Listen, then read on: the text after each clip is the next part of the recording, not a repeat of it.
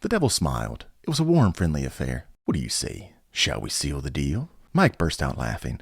You expect me to trade you my soul for guitar lessons? Nah, I'll pass. You'll what? Pass. Do you have any idea how many guitar videos are available on YouTube?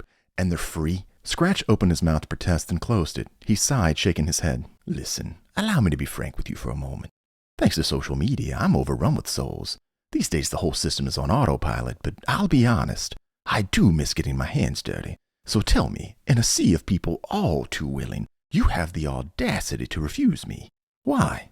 Uncertainty crept into Mike's mind. Wait, are you saying you're the actual devil? Scratch summoned his most earnest expression. Of course not. There's no such thing after all. But just for fun, if the devil did exist, is there anything you'd be willing to sell your soul for? Mike wasn't sure how he'd managed to find himself in a conversation quite like this, but there was no harm in playing along, he thought. He shrugged. I don't know, a house could be nice, I guess. Scratch stared at him dumbfounded. A house? You mean to tell me that you'd be willing to sell your soul for a house? The most basic of human possessions. Mike was flabbergasted. The most basic? Since when? Scratch had followed humans closely since the dawn of man, but clearly he'd somehow managed to overlook this aspect of their existence. Since always. Mike snickered, murmuring to himself. Since always, that's precious.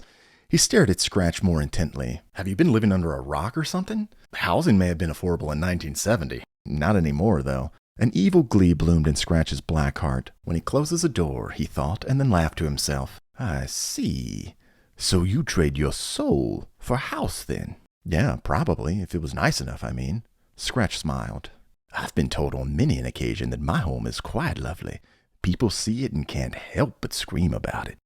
Must be nice. Oh, very nice, I assure you.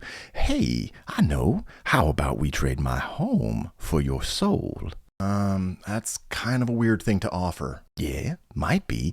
Or it could be the deal of a lifetime. Only one way to find out, really. What do you say, friend? Care to play along? Scratch asked, slowly extending his hand. Mike shrugged and then shook the devil's hand. Yeah, sure, whatever. Scratch grinned. Oh, but humans are dumb, he thought. Then he noticed it, something that he hadn't before. Unease washed over him. Say, have we met somewhere before? Mike smiled and then winked. Maybe. Anyway, I really hate to cut it short, especially after you've been so generous, but I've got some things I have to take care of. However, rest assured, I'll be around later to collect some things from my new home. Scratch watched him go, unease still tickling at the nape of his neck. Something about him felt familiar. Had he tried to acquire his soul before?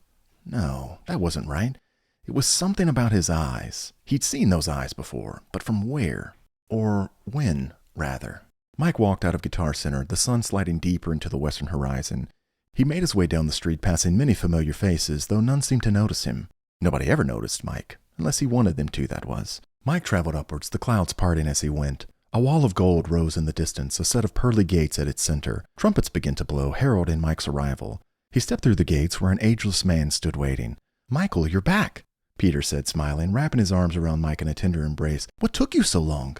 Mike sighed. Our enemies have been busy, dear friend, but today, a small victory. The devil has given us access to his domain unknowingly. I will gather a warband and I will collect the souls that he has swindled from us. Peter clapped his hands. Oh, bravo, Michael, bravo. A victory indeed.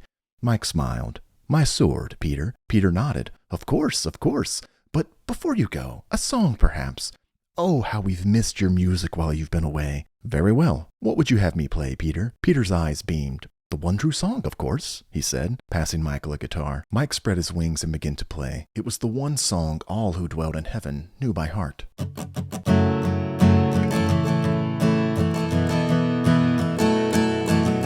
This concludes the story of the Crossroads. Well, that was a stupid way to end things, you may find yourself saying. And sure, maybe you're right. Perhaps that was a terrible way to end a story. I, for one, cannot say. What I will say is this. Life? It's awfully short. I think we'd all be better off if we spent a little more time loving one another and, maybe eating some good food along the way. I mean, come on. Would I lie to you?